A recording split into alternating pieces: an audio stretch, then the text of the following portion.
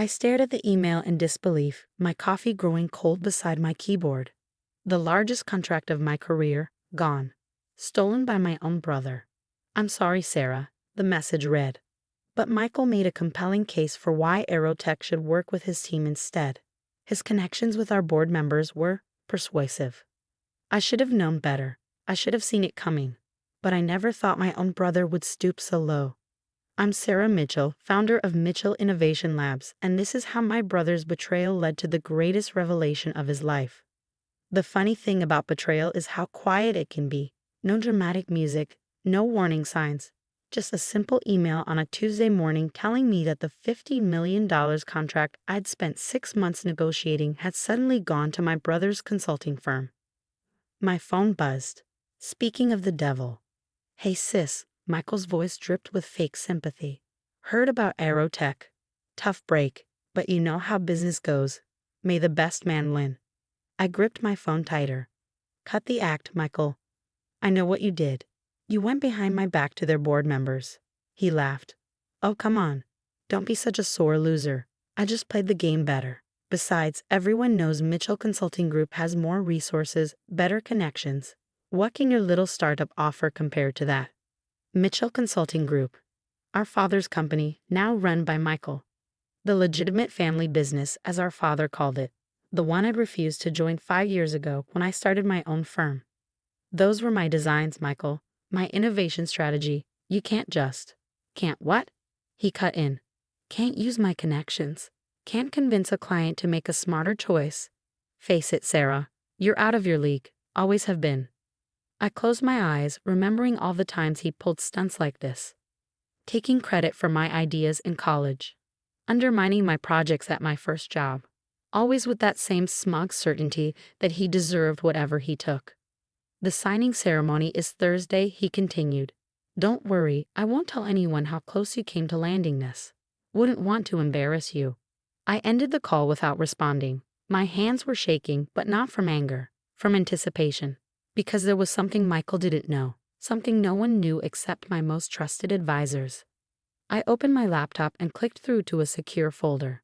Inside was a document I'd been saving for the right moment, proof of every underhanded tactic, every stolen idea, every backroom deal Michael had made over the past 3 years.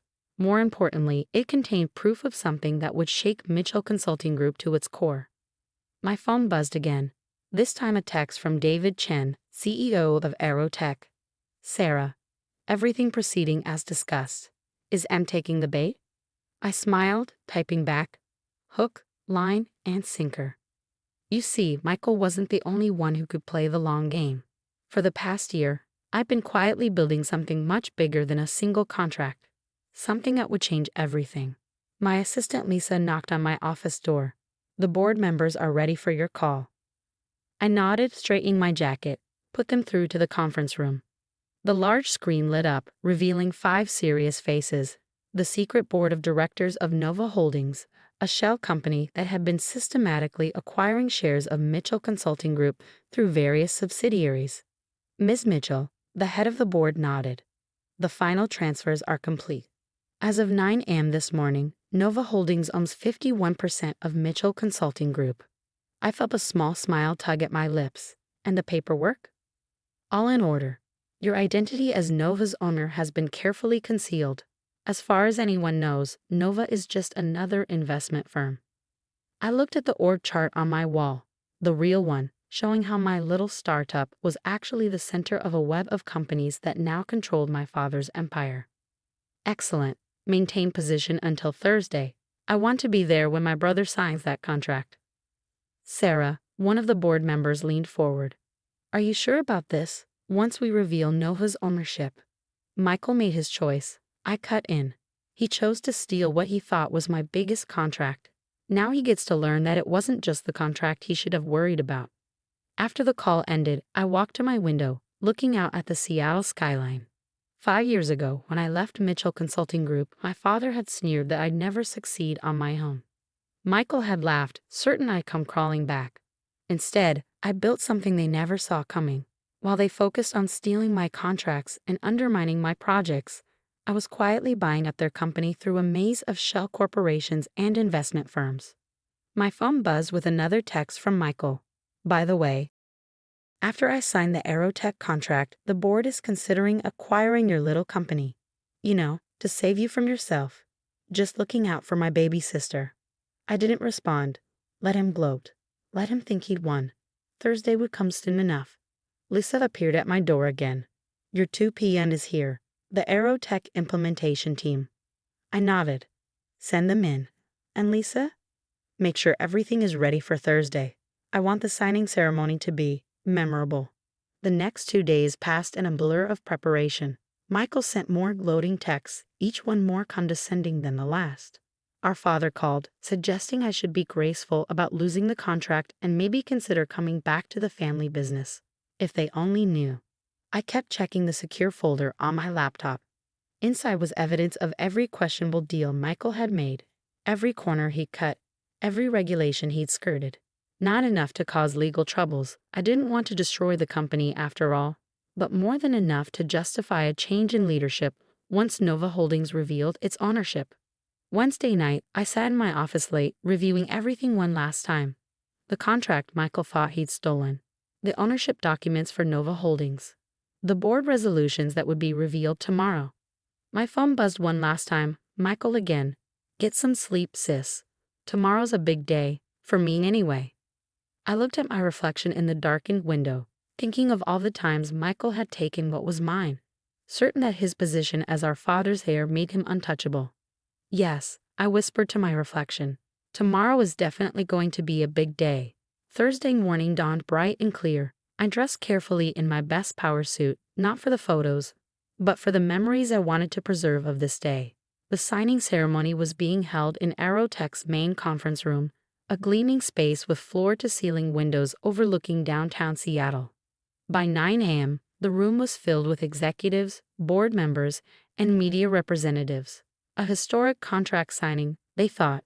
If only they knew. I arrived early, taking a seat at the back of the room. Michael strutted in 20 minutes later, radiating smugness in his custom Italian suit.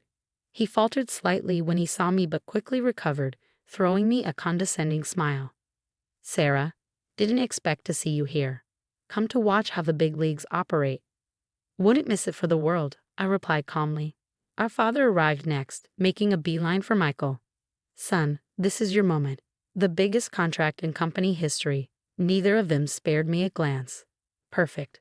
At exactly 10 a.m., David Chen, CEO of Aerotech, stepped up to the podium. Thank you all for coming. Today marks a historic partnership between Aerotech and Mitchell Consulting Group. But before we sign, there are some corporate governance matters to address. Michael shifted impatiently in his seat. This wasn't part of the planned agenda. As you may know, David continued, recent market activities have led to some changes in Mitchell Consulting Group's ownership structure. I'd like to invite the representative from Nova Holdings to speak. The room burst into confused whispers. Michael's head snapped up. What? What changes? I stood up, smoothing my jacket as I walked to the podium. Michael's face went from confused to shocked to pale as I took my place at the microphone. Thank you, David. For those who don't know me, I'm Sarah Mitchell, CEO of Mitchell Innovation Labs. I'm also the owner and chairperson of Nova Holdings. The whispers grew louder. Michael jumped to his feet. This is ridiculous. Nova Holdings is just an investment firm that owns 51% of Mitchell Consulting Group's shares. I finished for him. Through a series of carefully structured acquisitions over the past year, Nova Holdings has become the majority shareholder of your company, Michael. Our father's face had turned an interesting shade of purple. This is impossible. I clicked a button, bringing up detailed ownership diagrams on the presentation screen. It's not only possible, it's done. The paperwork was finalized Tuesday morning, which means, I turned to Michael, you don't have the authority to sign this contract. You can't do this, Michael sputtered. The board won't stand for it. Actually, David Chen stepped forward. The board has already approved these changes. Sarah showed us evidence of some concerning business practices under your leadership. I opened my laptop, displaying a folder labeled Michael's Greatest Hits. Backdoor deals, stolen proposals, illegal bid interference. Nothing major enough for criminal charges, but more than enough to justify new management. The room had gone deadly quiet. Everyone was watching the family drama unfold like a high-stakes tennis match. "You planned this?" Michael accused, his voice shaking. "You let me think I'd stolen your contract." "No, Michael, you did steal my contract. You just didn't realize that the contract wasn't the real prize." I smiled. "You were so busy trying to take what was mine that you never noticed me taking everything that was yours." "This is outrageous." Our father stood up. "I'll fight this." "With what evidence?" I asked calmly. "The shares were all purchased legally on the open market. Nova Holdings is a legitimate investment firm. Everything is properly documented and board approved." I paused. "Or would you like me to share the evidence of how you've been handling the company's offshore accounts?" He sat down abruptly. "Now then," I turned back to the audience. "Let's proceed with the real signing ceremony." I nodded to my assistant, who brought forward a new contract. Aerotech will be working with Mitchell Innovation Labs as originally planned. Mitchell Consulting Group will be undergoing some restructuring. "You can't just take my company," Michael shouted. "Our company," I corrected, "and I already have. But don't worry, you can keep your job. Junior analyst seems about right for your actual qualifications." The next hour was a blur of signatures, photographs, and press statements. Michael stormed out halfway through, our father trailing behind him. I didn't care. I was too busy watching my real plan come together. By evening, the news had spread through the business world. Sarah Mitchell, the little sister who'd started her own company rather than join the family business, now controlled one of the largest consulting firms in the country. I sat in my office, my new office in the Mitchell Consulting Group building, looking at the city lights. My phone had been buzzing nonstop with messages from family members, business associates, and reporters. I ignored them all except one. "Congratulations," David Chen's text read.